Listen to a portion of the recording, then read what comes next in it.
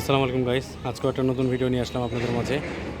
তো দেখেন, rail crossing তিনটায় ফেলা হয়ে গেছে, উপরে তো নাই, তারপরেও রং সাইডে মানুষ ঢোকার চেষ্টা করে। দেখেন, আপনি ভালো করে দেখেন, দেখতে পাচ্ছেন যে সবাই দাঁড়িয়ে আছে, ট্রেন চলে আসছে।